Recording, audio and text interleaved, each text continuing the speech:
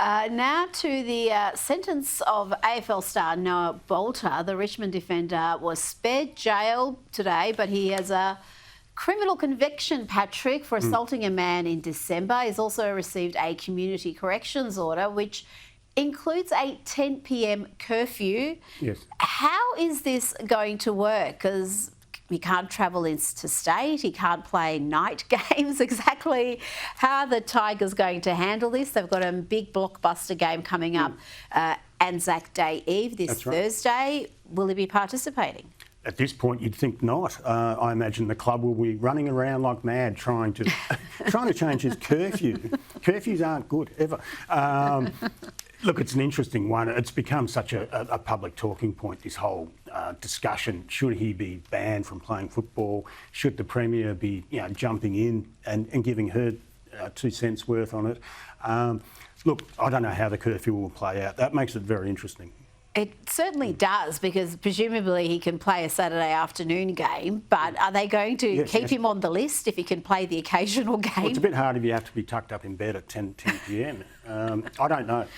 It is going to be interesting to see if there's going to be any flexibility and whether that will be seen as preferential treatment for someone who's obviously a star of the AFL. Now, you mentioned the Premier. She certainly got involved in this drama. She made these comments before he was sentenced. It's up to Richmond Football Club to explain why they've made this football decision, as parents around the country are going to sit down with their kids and watch the footy this weekend and trying to explain to their kids why this behaviour is wrong and dangerous. So she was very upset there that Richmond were playing him. Now, that saw former Richmond coach and current Gold Coast Suns coach Damen Hardwick hit back at the Premier. Yeah, once again, he got a suspension through Richmond, through the AFL, had a 4-week penalty. End of the day, got a premier that put her nose in someone else's business. She should just concentrate on getting the state running well. Absolute, mockery of her making comments with regard to that. But at the end of the day, he's pled guilty. He understands that. He's going to cop his fair whack. Patrick, my God, it's a bit of a drama, this one. What do you make of all that? I guess the point that Damen Hardwick was making there is that the Victorian Premier, the Victorian government, is notorious for being soft on crime. The crime crisis in this state is a significant issue. So why she would choose to weigh in on this seems to be, well, she's opened herself up for this sort of criticism. Yeah, look, I'm guessing there must have been some bad economic news on the day that she was saying that, because it's a great distraction, isn't it? Oh, yes. Everyone's been talking about it. Should she, shouldn't she have? Hardwick's jumped in on it. It's produced so many words in newspapers and so much commentary.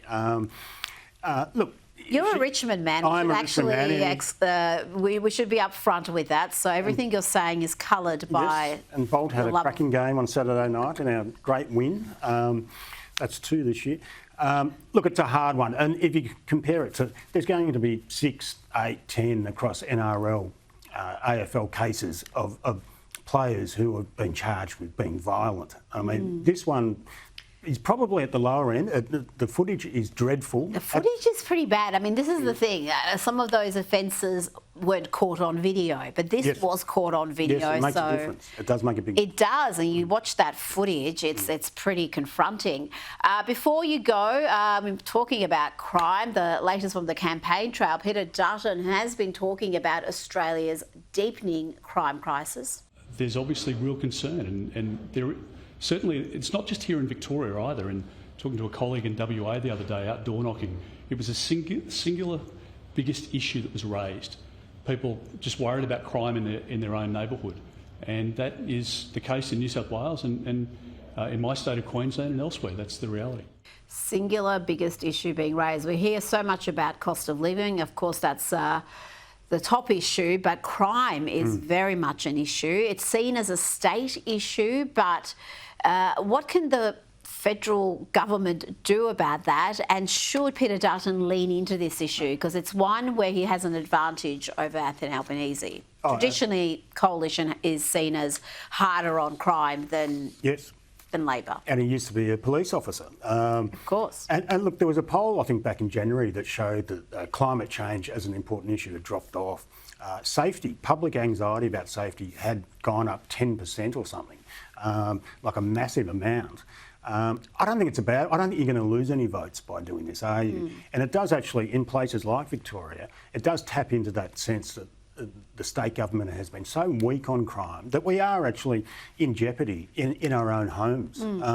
It is something that can be exploited. I don't think it's going to lose any votes. And it'll be interesting to see how it plays out and whether Labor will actually sort of respond to it in a meaningful way. Patrick, Carlyon, thanks for your time tonight.